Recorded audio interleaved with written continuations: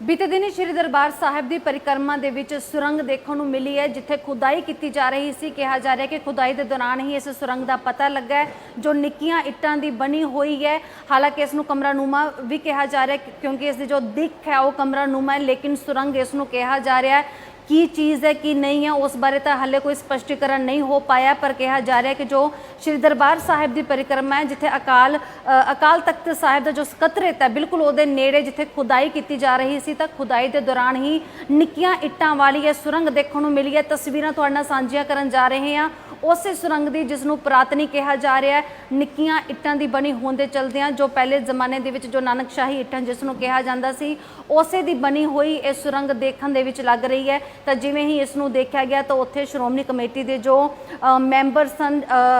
हालांकि उत्थे मैनेजर साहब भी पहुंचे ने, बाकी होर मैंबर भी पहुंचे, तो इस दे नाल ही जो दूसरे कार सेवा वाले बाबे उत्थे मौजूद सन, वो भी उत्थे पहुंचे, जिन्हां दे वल्लों पूरी छानबीन की जा रही है, देखा जा रहा है। हालांकि कुछ विवाद इस मौके होने की भी गल सामने आई सी कि इसे सुरंग नूं लैके कुछ विवाद भी इत्थे देखने को मिले, जिस दे चलदियां प्रशासनिक अधिकारी भी पहुंचे।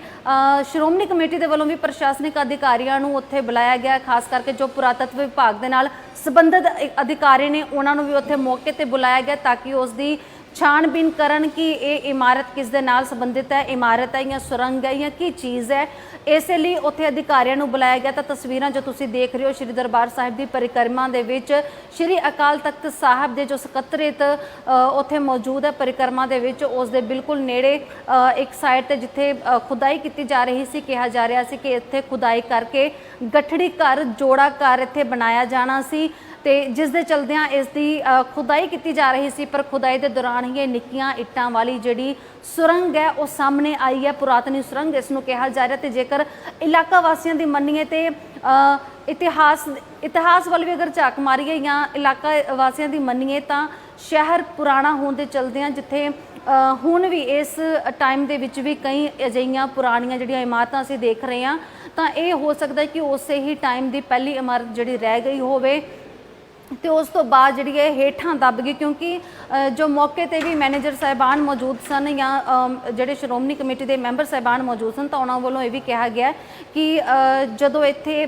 खुदाई करते हैं तो उदों कई तरह दी चीज़ां जिहड़ियां सामने आउंदियां ने। हालांकि इस खुदाई के दौरान जिथे सुरंग सामने आई है तो उन्होंने कुछ नीहां भी उत्थे जिहड़ियां खुदाई दे विच मिलियां, लेकिन जिवें ही उन्होंने सुरंग का पता लग्या तो उस वेले ही उन्होंने जिहड़े प्रशासनिक अधिकारी ने, खास तौर पर जो पुरातत्व विभाग के नाल संबंधित अधिकारी ने, उन्होंने भी मौके पर बुलाया ताकि वो इसकी जाँच करन कि ये की चीज़ है, सुरंग है या इमारत है। क्योंकि उन्होंने वालों ये भी कहा जा रहा है कि दो कमरानुमा ये जड़ियाँ बनिया हुई ने जो सुरंग की तरह नज़र भी आउंदियां, लेकिन उसके अंदर तक जाके अजे तक कोई जांच नहीं की गई है। इसलिए पहला अधिकारियों को बुलाया गया ताकि वो जांच करके ये दस सकन कि ये है कि, क्योंकि देखने दे विच भी ये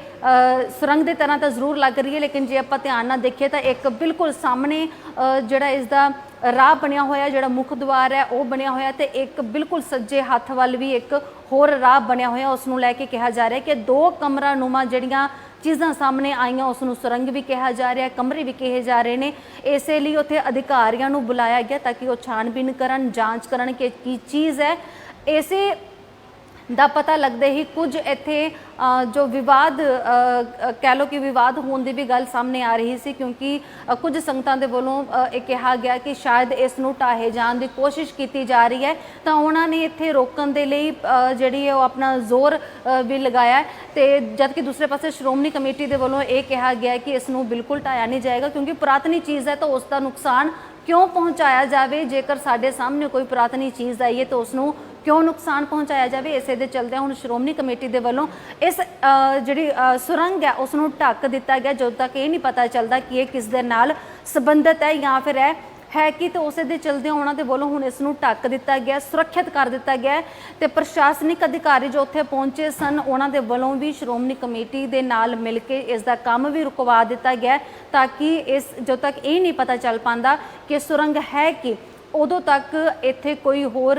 ये ना होवे कि काम चलते होने के कारण इसनूं कोई नुकसान पहुँच सके। क्योंकि एक विलखण जिहड़ी है वो चीज़ सामने आई है तो अक्सर संगतां नूं ये भी रोस रहिंदा कि जिहड़ियां पुरातनी ਇਮਾਰਤਾਂ ਨਹੀਂ ਆ, ਪੁਰਾਤਨੀ ਜਿਹੜੀਆਂ ਚੀਜ਼ਾਂ ਨੇ ਉਹ ਨਹੀਂ ਰਹਿੰਦੀਆਂ, ਉਹਨਾਂ ਨੂੰ ਨਵਾਂ ਰੂਪ ਦੇ ਦਿੱਤਾ ਜਾਂਦਾ ਹੈ। ਤੇ ਇਸ ਲਿਹਾਜ਼ ਦੇ ਨਾਲ ਵੀ ਇਸ ਨੂੰ ਸਾਂਭਣ ਦੀ ਕੱਲ੍ਹ ਨੂੰ ਕੋਸ਼ਿਸ਼ ਹੋ ਸਕਦੀ ਹੈ। ਜੇਕਰ ਉਹਨਾਂ ਨੂੰ ਖੁਦਾਈ ਦੇ ਵੇਲੇ ਮਿਲੀ ਹੈ ਤਾਂ ਹੋ ਸਕਦਾ ਕਿ ਇਸ ਨੂੰ ਸਾਂਭਿਆ ਜਾਵੇ ਇਸੇ ਲਿਹਾਜ਼ ਦੇ ਨਾਲ ਵੀ ਕਿ ਜੋ ਸੰਗਤਾਂ ਚਾਹੁੰਦੀਆਂ ਨੇ ਕਿ ਸਾਡੇ ਕੋਲ ਜੇਕਰ ਕੋਈ ਵਿਰਾਸਤੀ ਚੀਜ਼ ਹੈ, ਪੁਰਾਤਨੀ ਚੀਜ਼ ਹੈ, ਤਾਂ ਉਸ ਨੂੰ ਉਸੇ ਤਰੀਕੇ ਦੇ ਨਾਲ ਸਾਂਭਿਆ ਜਾਵੇ। ਲਿਹਾਜ਼ਾ ਅਜੇ ਤੱਕ ਤਾਂ ਸ਼੍ਰੋਮਣੀ ਕਮੇਟੀ ਦੇ ਵੱਲੋਂ ਇਸ ਨੂੰ ਬਕਾਇਦਾ ਢੱਕ ਕੇ ਰੱਖ ਦਿੱਤਾ ਗਿਆ, ਸੁਰੱਖਿਅਤ ਰੱਖ ਦਿੱਤਾ ਗਿਆ। ਤੇ ਦੂਸਰੇ ਪਾਸੇ ਪੁਰਾਤਤਵ ਵਿਭਾਗ ਦੇ ਜੋ ਅਧਿਕਾਰੀ ਨੇ ਜਾਂ ਜੋ ਲੋਕਲ ਪ੍ਰਸ਼ਾਸਨ ਹੈ ਉਸ ਦੇ ਵੱਲੋਂ ਵੀ ਇਸ ਦੀ ਹੁਣ ਦੇਖ ਰੇਖ ਕੀਤੀ ਜਾ ਰਹੀ ਹੈ ਤੇ ਅਗਲੇ ਤੱਥਾਂ ਦਾ ਪਤਾ ਲਗਾਉਣ ਦੀ ਕੋਸ਼ਿਸ਼ ਕੀਤੀ ਜਾ ਰਹੀ ਹੈ। ਹੋਰ ਖਬਰਾਂ ਦੇ ਲਈ ਵੀ ਬਣੇ ਰਹੋ ਦੈਨਿਕ ਸਵੇਰਾ ਟੀਵੀ ਦੇ ਨਾਲ।